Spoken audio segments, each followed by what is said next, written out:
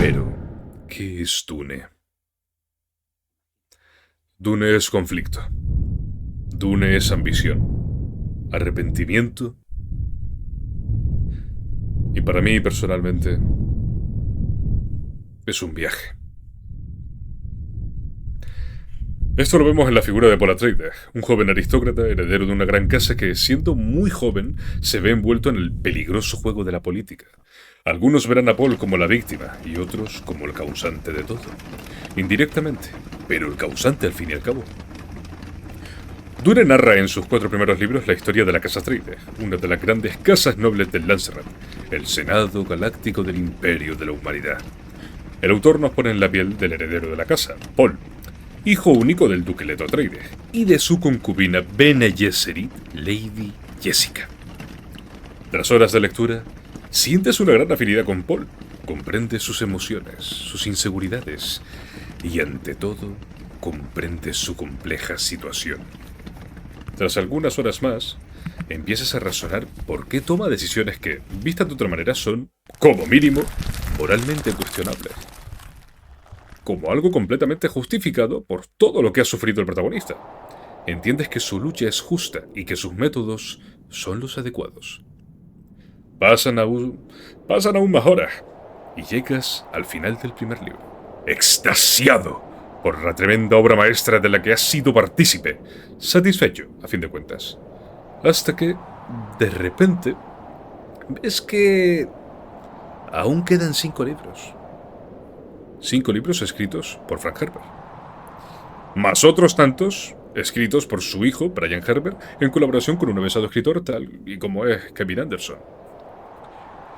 Te embriaga la duda. No sabes muy bien qué ocurre. La historia de Dune es autoconclusiva. ¿Cómo es posible que haya más? A medida que vas devorando cada capítulo de los 4 primeros libros, empiezas a darte cuenta de que Frank jugó contigo, que ha utilizado toda su experiencia como politólogo para embaucarte y, ante todo, incomodarte. Comprendes que los Atreides no tienen por qué serlo bueno, que los Harkonnen no son necesariamente viles porque son los antagonistas y punto. No. Dune no es ese tipo de saga. En esta saga, la ambientación lo es todo, porque te sitúan en una posición concreta, a favor y en la vista de los Atreides. Y cuando englobas toda la obra, eres consciente de que has sido minuciosamente, por detalles, manipulado. De que has apoyado a un tirano y que justifica sus métodos por el enorme dolor que sufrió, siendo consciente de que incluso más allá de las críticas intrínsecas en la trama, el autor ha tejido, punto por punto, la mayor de las críticas. Cualquiera puede ser manipulado. Seguramente esto os ha recordado a cierto señor con un bigote bastante raro, muy vehemente en su forma, todo se ha dicho. Una persona que sufrió una gran humillación y que aprovechó el resentimiento de un pueblo moralmente dañado para enfrentarse al mundo entero con la promesa de la gloria, la justicia y la paz. Pobre Paul. No fue culpa suya. Él no debería haber nacido. Su lugar estuvo destinado a otra persona, que mantendría la paz y acabaría con siglos de conflicto dinástico. Pero, como siempre, el amor irrumpió en los designios de las brujas, y los hilos del destino fueron tergiversados por la mejor de las intenciones para crear el peor de los finales. El camino de oro, los actos del Dr. Yue, incluso los colas de Duncan, todos fueron consecuencia de un sincero y generoso acto de amor por parte de Lady Jessica. Darle al Duque Leto un hijo en lugar de una hija. Tal y como habían previsto las Bene Gesserit, aquella que se uniría en matrimonio a Fate Rauta Harkonnen, acabando así con siglos de conflicto entre ambas casas. Fruto de ello, nacería el Kwisatz Haderach, aquel que recorrería la senda de oro y llevaría a la humanidad más allá de lo que, de otro modo, jamás lograría. Nuestra empatía nos hizo compadecernos de Paul, atestiguando cada uno de sus actos como consecuencias lógicas, sin pararnos a pensar en si estábamos contemplando el ascenso del más cruel tirano, quien envió a sus fieles a purgar la galaxia, rompiendo el delicado equilibrio que existía en el Imperio.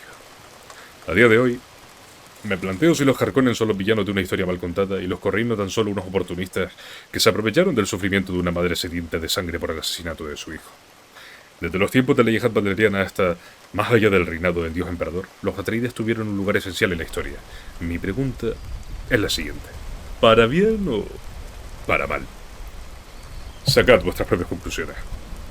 Ante todo esto, Dune es una obra literaria de ciencia ficción que se muestra como una gran alegoría, una teoría del poder y una gran crítica a cuestiones fundamentales que desafían el libre albedrío del ser humano, quien, en su hacer, satisface sus más bajos instintos, a costa de la misma naturaleza y de sus propios semejantes.